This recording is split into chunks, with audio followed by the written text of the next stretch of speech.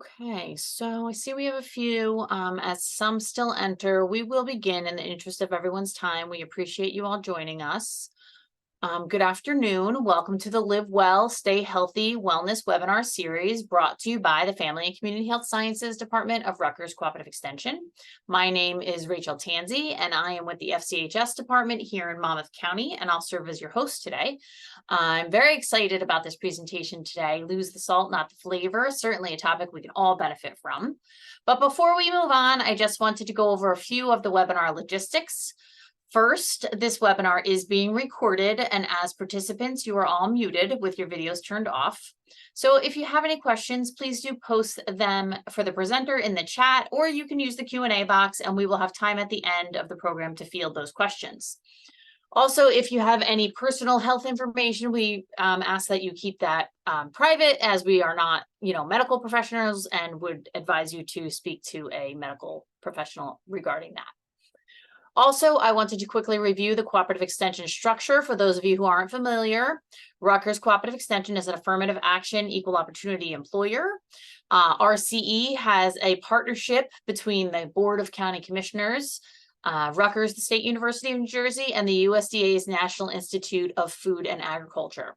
We have faculty and or staff in all of the 21 New Jersey counties, and RCE includes 3 departments. We have the Agriculture and Natural Resources Department, which also is comprised of our Marine Sciences Department, the 4-H Youth Development Department, and then our Department of Family and Community Health Sciences, or affectionately known as FCHS.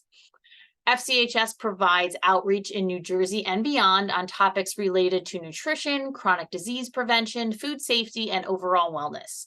We hope you'll visit our website for nutrition and wellness related resources and follow us on social media. So now I'd like to introduce our presenter. Delma Yorimoto is a senior program coordinator with the Department of Family and Community Health Sciences in Hudson County. She specializes in chronic disease prevention, food access, and food safety. Delma also teaches dynamics of food and society at Montclair State University, and she has an MBA from the Adventist University of Chile, as well as a master's degree in nutrition education from Montclair State University. Delma loves cooking and has culinary training from the Institute of Culinary Education, formerly known as the Natural Gourmet Institute of New York. So without further ado, I'm going to hand things off to you. Thank you so much, Rachel, for this introduction. Thank you all for tuning in. Have you heard people saying it's hard to reduce salt in their diets? While this is in part true, also there are some things that we can do to make it easier. So it takes effort, but today we have tips to share with you, recipes and resources that are proven to work. The talk will take about 20 minutes, so please stay until the end. So most Americans consume double the recommended amount of salt. That is 1.5 teaspoons of salt per day, when the ideal limit is for most adults should be about 3/4 teaspoons of salt per day. Salt is an essential nutrient required for many biological processes and makes foods more delicious. However, it is excess salt that can have adverse effects in our health. Consuming excess sodium can lead to high blood pressure, heart disease, and strokes. High blood pressure can also lead to kidney disease, vision loss, and even affect your sex life. Consuming less salt may help lower your blood pressure, and if you are on medications, it can also improve the body's response to blood pressure medications. It is really a win-win situation trying to reduce sodium in your diet, and I hope you find the tips that we are going to provide today helpful. So now we are going to test your knowledge. We are going to have a quiz, 3 questions, true or false.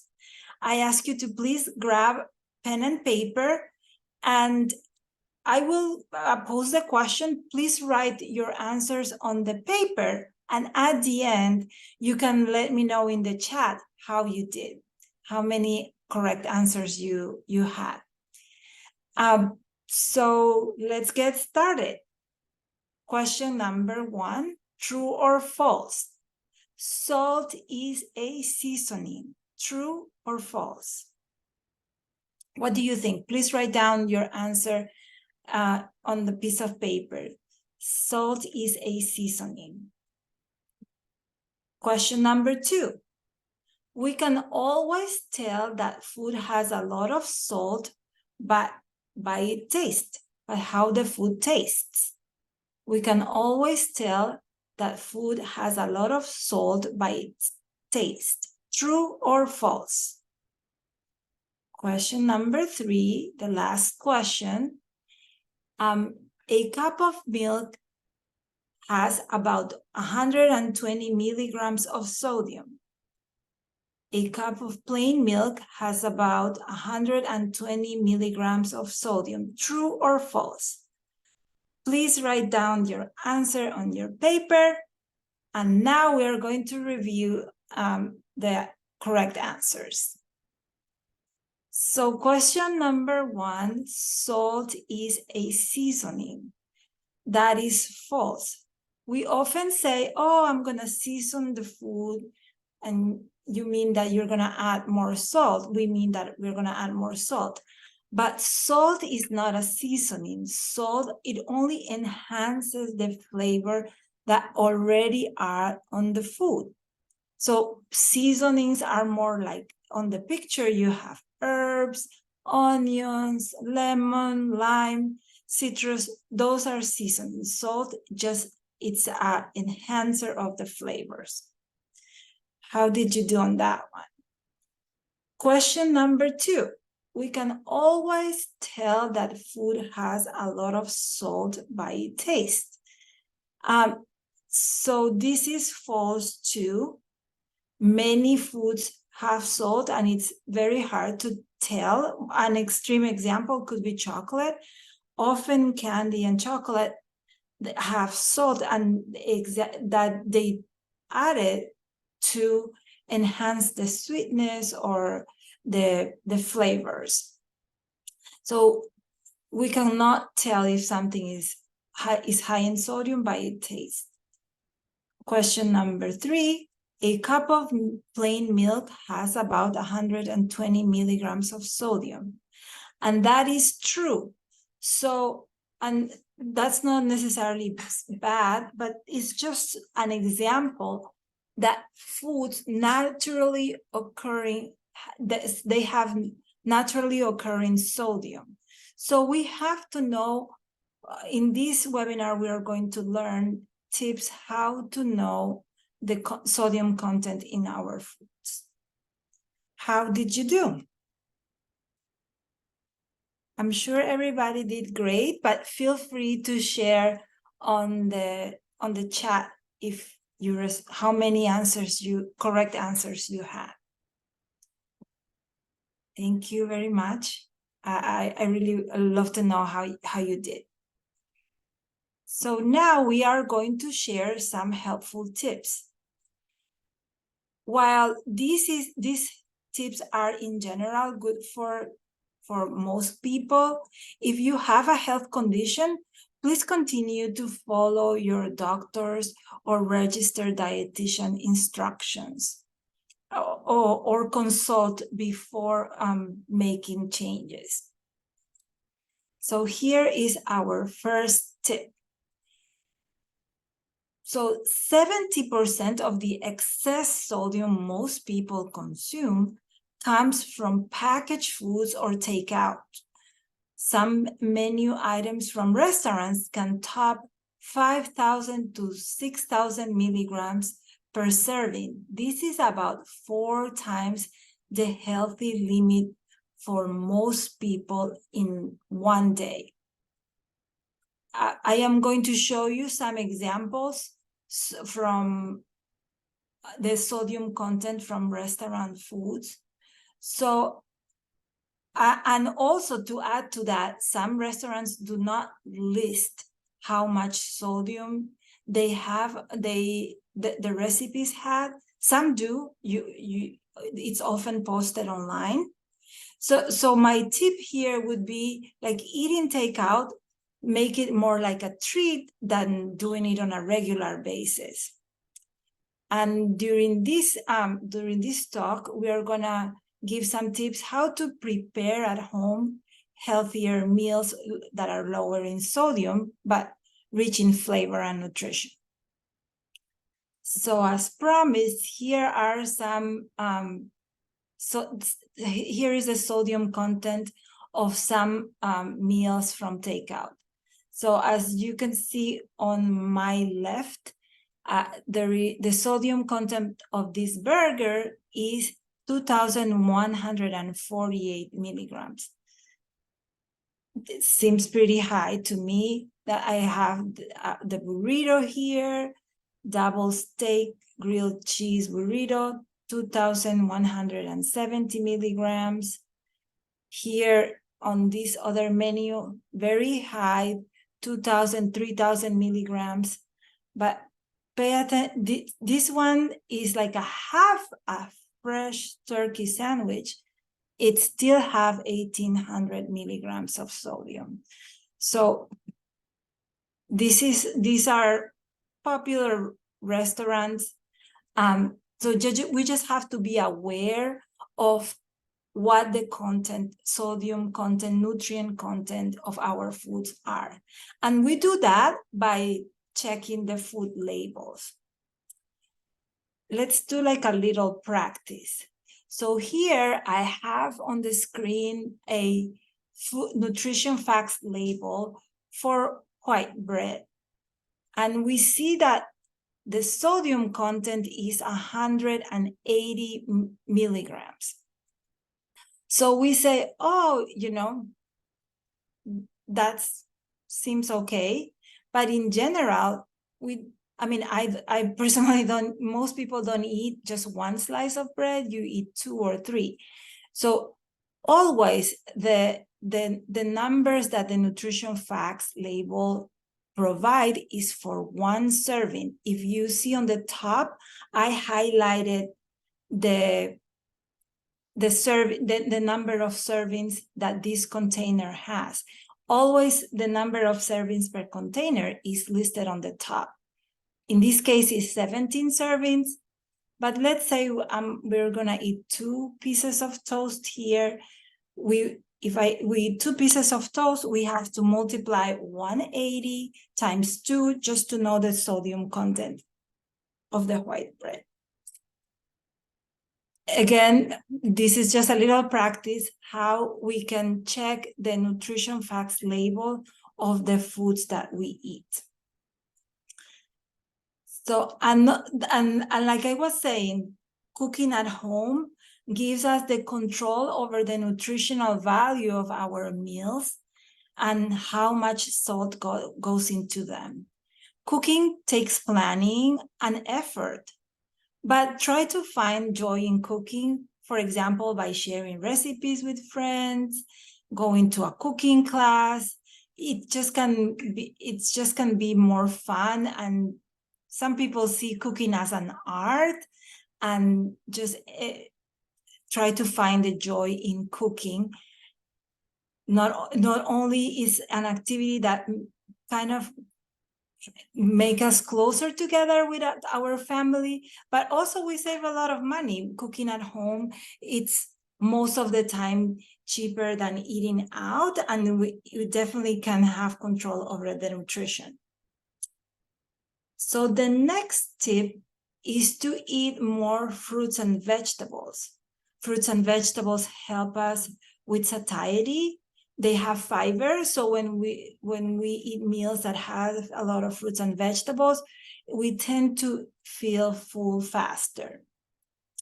Fruits and vegetables are rich in vitamins and minerals that can help substitute the salt when it comes to flavor, but also nutrition. If possible, trying to have 3 or 3 servings of vegetables and 2 servings of fruit per day. They can be cooked, they can be fresh. Just if you purchase them already cooked in a can or a container, just be aware of the sauces. I buy beans on the can, and they, the sodium level, sometimes there is low sodium and sometimes it's just relatively normal. But usually if it has like a flavor, like a sauce to it, then in general, those are higher in sodium. And also, and with sodium, sometimes it's high in fat, high in sugar, and other things that we need to pay attention to. Another tip is to use herbs and spices. We can use them dry or fresh, using citrus, vinegar, garlic, and ginger to season our meals. We said that salt is not a seasoning, but herbs, spices, lemon, vinegar, they are. Garlic also, they just add more flavor to our foods. I will be emailing you some handouts with recipes and just pairing out which herbs work better with certain meats and vegetables. And here you can use, so remember, we have a sodium budget, quote unquote, for the day. So we should use it wisely. Instead of consuming highly processed foods that are high in salt, we can use our sodium budget for the day, allowance for the day, to season healthier foods like fruits, vegetables, nuts, and this way our homemade meals are more delicious. Of course, salt does add, enhances the flavors of the foods that we cook. And studies have shown that in general, homemade meals are lower in sodium than takeout or prepared meals.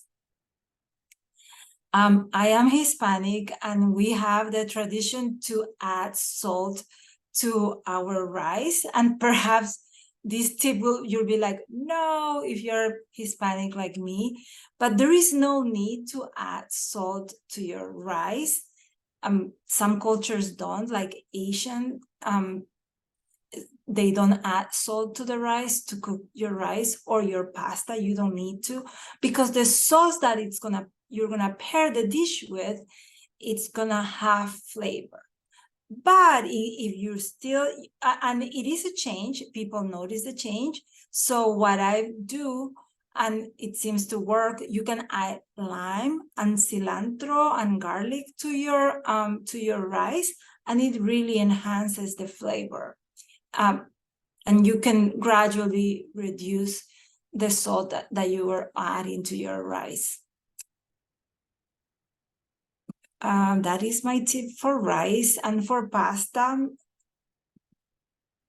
now we do, if you have some canned foods at home that are high in sodium, you can also, water it down, add more fruits and vegetables, add herbs, and just bulk it in nutrition.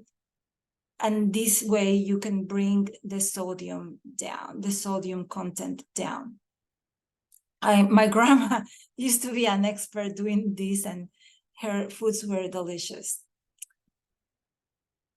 Also, choose your condiments like ketchup and salad dressings carefully. Sometimes we like, oh, I'm going to eat healthy, I'm going to eat a salad. But sometimes the dressing is loaded with sodium and other things, but this talk is focused on sodium. So we're going to, just remind us that we need to choose our dressings carefully.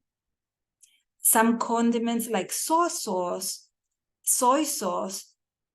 are low, even if they are marked low sodium.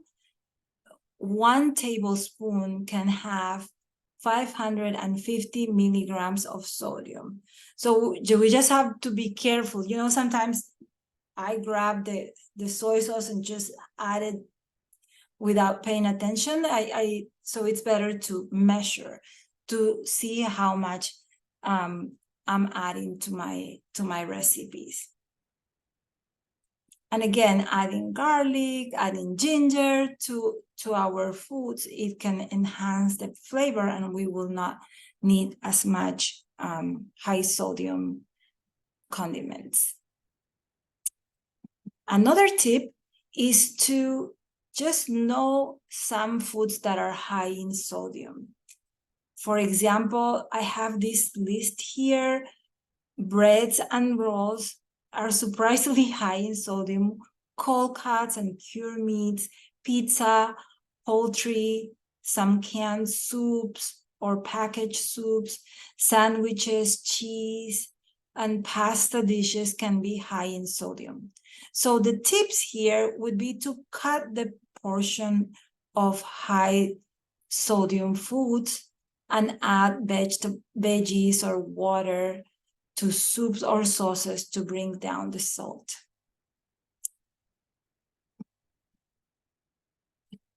And here I have a handout, which I will email you as well, but feel free to take a screenshot of this handout.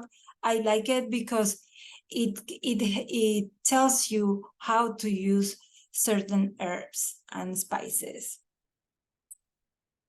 And here I have another extra. So, you know, there are certain type of salts that are perceived as healthier. And just so you know, the content of sodium of different salts are relatively similar. So if you want to take a screenshot of this screen as well, so just to have a reference how much sodium is in the different kinds of salt, like pink Himalayan or black salt, that are some popular salts out there. So as we start wrapping up, today we'll learn about that whole food, you know, to eat more whole foods like fruits and vegetables, to read the food labels, to know the nutrition and sodium content of our meals.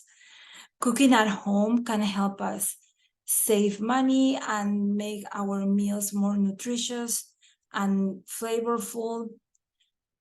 You know, give it time. I know sometimes it sounds like a little crazy. Oh no, you know, salt is so delicious, I can't remove it from my diet. But it takes about 6 to 8 weeks to retrain your palate.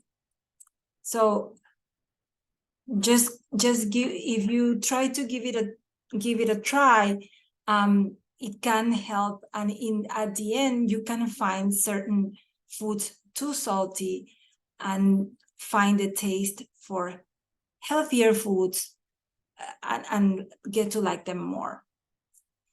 I also have a recipe for you here. It's called the lemon tahini sauce.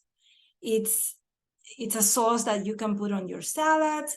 It yields 1 cup dressing. It has a half a cup of tahini, half a garlic clove minced, lemon juice, almond milk, a little dill, salt. It's optional, and then 1 tablespoon of nutritional yeast. This is optional. You mix all the ingredients and you'll have a cheesy tahini sauce that I hope you enjoy. I wanted to just give you a little bit of more context about nutritional yeast. Nutritional yeast adds a lot of flavor to our foods, and it's lower in sodium, but it has potassium. So it can work for a lot of people, but if you're sensitive to potassium, just be aware that, be aware that nutritional yeast is high in potassium. And that takes us to the end of our presentation.